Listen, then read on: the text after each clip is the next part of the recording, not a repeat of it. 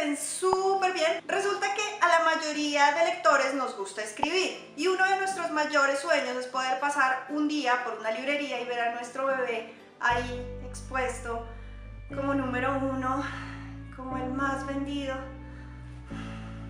En fin, el caso es que muchos tinteros me han escrito diciendo: oye, ya terminé mi obra y no sé qué hacer con ella, no sé si enviarla a una editorial, no sé si colgarla en internet, no sé si publicarla yo mismo, no sé qué hacer, y mucho menos saben cómo protegerla legalmente. Ya que esta duda resultó ser tan reiterativa, pregunté por Instagram a ver qué otros tinteros tenían dudas acerca de derechos de autor y propiedad intelectual. Me llegaron muchas preguntas, así que investigué muy juiciosa y fue cuando me di cuenta de que no tenía ni la más remota idea de ese tema y no podía solucionarlo. Pero tranquilos, no cierren el video, no cambien de video, ni tampoco cierren la pestaña del ordenador, porque conozco a alguien que sí puede solucionarlos.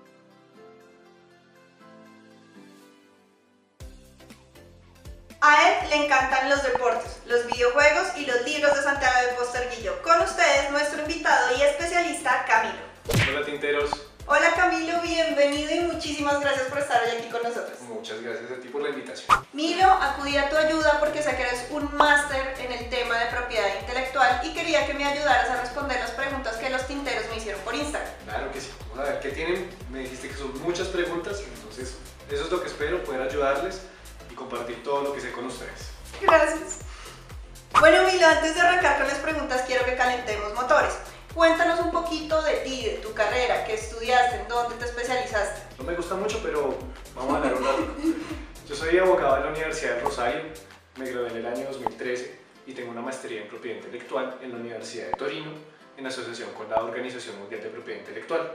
Esta la hice entre los años 2015 y 2016. Entonces tengo una maestría y trabajé en la Dirección Nacional de Derecho de Autor y actualmente trabajo en la Superintendencia de Industria y Comercio. Mejor dicho, estamos con el que es más que Camilo, nadie sabe de este tema. Milo, ya que nos miran tinteros de toda Hispanoamérica, quería que nos ayudaras con una aclaración previa. Las respuestas que nos vas a dar aplican solo para Colombia, Latinoamérica, a nivel mundial, ¿cómo funciona? De acuerdo, esa es muy buena pregunta. ¿Por qué? Porque la propiedad intelectual en términos generales se rige por algo que se llama el principio de territorialidad. Y es que la propiedad intelectual solo se protege en un país. No hay una protección que uno pueda decir internacional y pega para todo el mundo. Esto se revaló un poquito con ciertos convenios, pero en principio todo lo que yo les pueda contar acá se aplica para Colombia, no para todo el mundo. Bueno, Milo, ahora sí que empieza el fusilamiento. Ok. La primera pregunta nos la formula el usuario Paulo Colombiano. Dice: ¿qué hace un especialista en propiedad intelectual? De acuerdo. Ser un especialista en propiedad intelectual no implica que uno tiene que ser abogado. Esa es la mejor parte. Cuando yo hice mi maestría, yo tenía compañeros que, por ejemplo, no eran abogados, sino inventores, incluso escritores. Yo tenía un compañero iraní y él ya había sacado 3 o 4 libros, pero ha tenido muchos problemas con el tema de propiedad intelectual. Entonces, realmente, ¿qué hace un especialista? Realmente brinda asesoría, pero como todos los humanos somos potencialmente creadores de contenidos, todos podemos vernos beneficiados por este tema. ¿Qué brinda un especialista? Conocimiento que generalmente no está ahí para todo el mundo y una asesoría que puede ser muy útil en todos los sectores del conocimiento. La siguiente pregunta viene de parte de Natal Raquel. ¿Derechos de autor y propiedad intelectual son términos similares? Bueno, para una tal Raquel, el derecho de autor y la propiedad intelectual son conceptos similares, solo que uno es un género y uno es una especie. Entonces, poniéndolo bonito, la propiedad intelectual es como el gran conjunto. Abarca la propiedad industrial, tiene que ver con marcas, diseños, patentes, todo lo relacionado, como su nombre lo indica, con industria. Y otra cosa es el derecho de autor. El derecho de autor tiene que ver más con creaciones intelectuales, literarias, artísticas. Es como una faceta más amable de la creación intelectual. Y hay otras categorías, pero las más importantes son esas dos: propiedad industrial y derechos de autor. Listo, estoy segura que esa tal Raquel, en donde sea que esté, te está agradeciendo mucho que le hayas contestado la pregunta. Claro que sí. Nuestra siguiente pregunta viene de parte de Susi Serrano. Dice: ¿cómo proteger la propiedad intelectual con el uso de las nuevas tecnologías, especialmente Internet? Es un gran reto. Es el mayor reto en la actualidad y eso no se debate solo aquí en Colombia, es lo mejor. Se está debatiendo en todo el mundo. Proteger las cosas en Internet es sumamente difícil porque no hay límites. Es muy fácil copiar. Proteger derechos de autor y proteger nuestras creaciones por Internet es muy complejo porque las copias son casi instantáneas y en cualquier lugar del mundo. Ya retomando la pregunta, lo más importante de cómo proteger es que no hay una única respuesta. Como muchas cosas en derecho, la palabra es depende. Entonces, hay varias opciones. Si tú tienes imágenes, puedes hacerlo con marcas de agua, o lo mismo incluso con un libro. Muchos documentos tienen marcas de agua.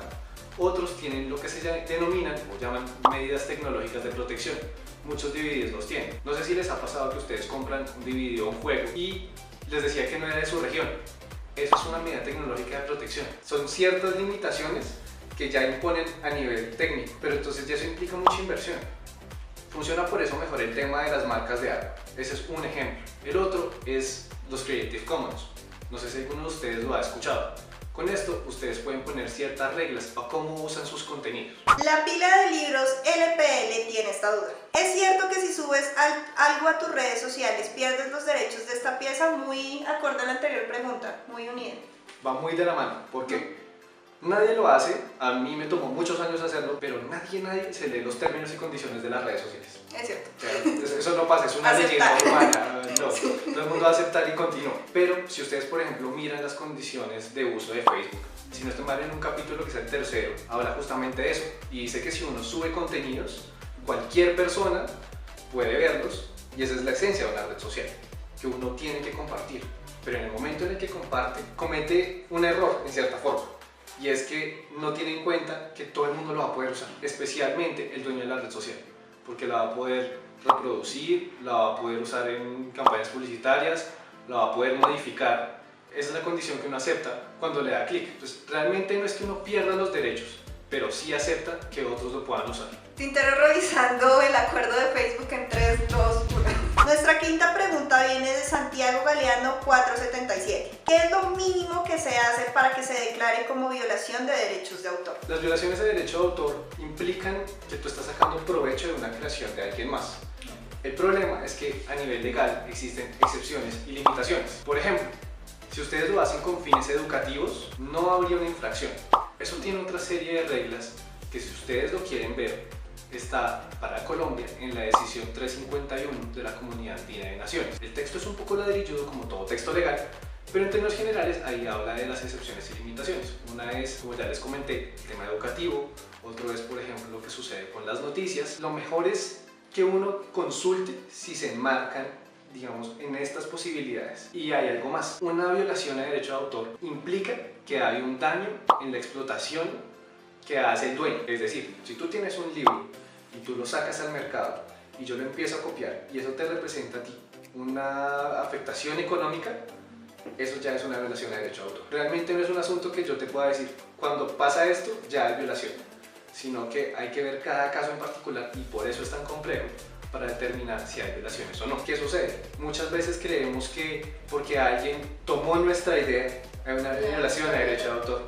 Y sucede que no, la propiedad intelectual y el derecho de autor no protegen las ideas, protegen las expresiones de las ideas. ¿Por qué? Porque las ideas nos pertenecen a todos. Entonces les quería dar un ejemplo. No sé si ustedes han visto muy recientemente todo lo que ha pasado con este boom vampírico. No sé si ustedes se vieron El Conde Pátula, tal vez esto es muy old fashion, pero nosotros vimos El Conde Pátula, Drácula y ahora, por ejemplo, la saga de Crepúsculo, que tienen todas en común. Todas abordan el tema de vampiros, pero cada uno lo hace desde una expresión diferente. Cada uno tiene elementos propios. El dueño de El Conde Pátula no podría decir que le están violando sus derechos con más obras sobre vampiros. Podría decir que hay una violación cuando saque un dibujo animado o una caricatura con un pato que no toma sangre, sino salsa de tomate. Ok, yo estoy aprendiendo mucho. Estaba aprendiendo mucho. La pregunta de Dar28 Kiri es: ¿en qué grado puedo incluir referencias o datos de otras historias sin infringir derechos de autor? Perfecto, esto va muy de la mano con la pregunta anterior. Uno puede incluir elementos de otras historias o de otros libros, incluso series de cualquier género, en la medida en que sean conceptos generales. Cuando ya te vas muy a lo específico, es una posible violación a derechos de autor. Pero, por ejemplo, si yo quiero hablar de una pareja cuyas familias están encontradas, ello no necesariamente es una violación a la historia de Romeo y Julieta, porque es un elemento común. Entonces, todo depende del grado de detalle con el que metas esos elementos en tu historia. Arte Natural te pregunta, ¿la similitud de eventos entre libros de diferente autor y generación se podría catalogar como plagio? No necesariamente es plagio, por lo que te comentaba. Los conceptos son muy generales y todos los podemos usar. Son solo las expresiones concretas las que pueden ser objeto de protección por el derecho de autor. Solo cuando yo hablo de un fantasma que se acerca a su hijo para pedirle que cobre venganza, puede que yo esté hablando de la historia de Hamlet. Pero si por ejemplo es un padre en una nube que se acerca a su hijo a decirle que retome su reino, pues puede estar pensando en el Rey León. Entonces, todo depende del grado de detalle. Si yo traigo elementos de otra historia a la mía, no necesariamente es una violación al derecho de autor. Y más aún teniendo en cuenta otro elemento que se me olvidó contarles antes. Hay algo que se llama el dominio público. Todo el mundo lo dice como si fuera súper etéreo, como el internet profundo. Realmente no lo es. ¿Qué es el dominio público? Las obras que todos podemos usar. En Colombia, la protección de derecho de autor es la vida del autor más 80 años. En términos generales, a nivel mundial, el término mínimo es la vida del autor más 50 añitos. ¿Qué pasa cuando ese término de protección se vence? Todos podemos usar la obra. Todos. Por eso es que ahorita hay tantas obras y versiones del Quijote y hay muchos libros que les ha ocurrido eso. Entran al dominio público y todos los podemos usar. Entonces ya podemos adaptar sus elementos y traerlos. Ese dominio público todos lo podemos usar e incluir sus elementos y no es ninguna infracción. No hay heredero que nos pueda venir a reclamar. Los términos de protección varían dependiendo del tipo de obra. Una cosa son las obras literarias, lo que te decía, la vida del autor de 80 años. Las audiovisuales, el término es mucho menor, justamente por eso, porque se busca que más personas puedan usar esos contenidos. Si no estoy mal, el término está entre 25 y 20 años, entonces es mucho menor y por eso también es más fácil fusilar contenidos. Además, no se trata solo de fusilar, sino a veces también conseguir una licencia de uso. ¿Qué día veía un capítulo de Los Simpsons de Halloween en el que se hacía una recreación de The Shining? Es prácticamente idéntico. Realmente pudieron haberle pedido autorización a Stanley Kubrick para poder usar su obra. La tintera acá nocturna dice, ¿conoces el género fanfiction? En caso de que sí, ¿cuáles son los pros y los contras en cuestión de derechos de autor? Esa pregunta es muy buena también, porque el género fanfiction ahora es algo que tiene mucho desarrollo. Por estos días, no sé, para los fanáticos de videojuegos, si vieron que salió un fan film de Uncharted, es muy bueno. Y eso es puro y físico fanfiction. Lo mismo que era una película que salió a principio de año de Voldemort. Son muy buenas historias, pero en principio eso es una infracción de derechos de autor. Tristemente. ¿Por qué? Una obra original, pensemos por ejemplo en las obras de J.K. Rowling, son sus libros y a partir de eso se hacen obras derivadas. Las obras derivadas son por ejemplo las obras de teatro o las películas. Todo lo que hace Warner es una obra derivada. ¿Derivada de qué? De la obra original, que corresponde a la obra literaria. Eso debe tener una autorización. Cada vez que ustedes quieran hacer uso de una obra, deben tener autorización previa y expresa. Si no lo hacen, es posible que incurran en una infracción, a menos de que estén en las excepciones y limitaciones que les conté antes. Entonces, el género fanfiction es genial, pero suele ser una infracción de derechos de autor y por eso se desmontan muchos contenidos. Lo siento mucho.